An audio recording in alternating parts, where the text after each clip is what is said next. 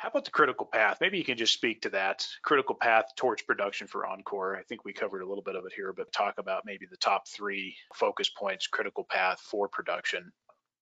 Well, I'm going to kind of give it to you, maybe not a direct answer to your question, but the way we view it.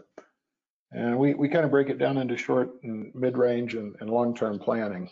And, short term, I covered, I think, pretty well in terms of modernizing Rosita and getting it ready to go within the next 12 months and developing 43101 or converting resources into 43101 on leases that we've got, as well as additional acquisitions in the area or leasing activity.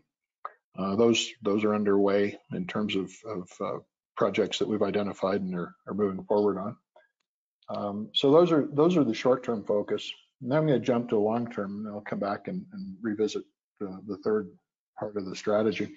Long-term is the New Mexico assets, and we've clearly got a major interest holder in terms of what we do out there, being the Navajo Nation. Above and beyond the state regulatory folks there in New Mexico.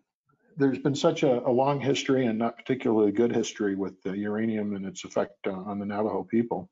And here again, we think that by illustrating that it's a changed industry and a better approach, and by involving some equity participation to make it worthwhile for the local Navajo groups there, that over a period of years, and we're slating it for a 5-year project of education, consultation, working together, and trying to develop that good base work before you start trying to go into production, which is something no one's tried there yet.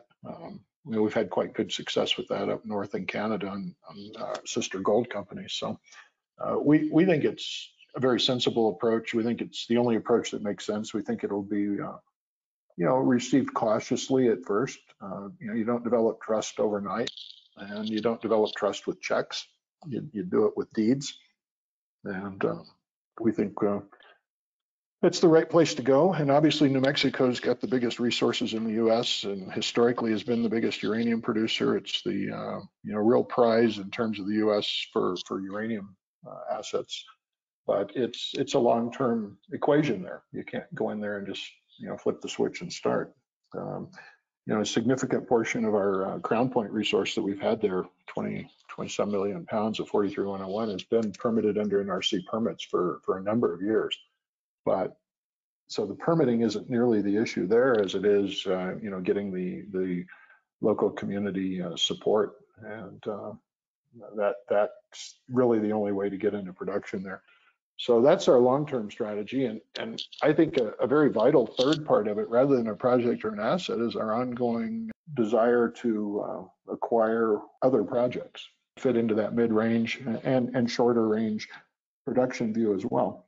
And it all goes back to the consolidation. And not only is it a desire of ours, it's a necessity in the industry, we believe. So that's a clear focus as well.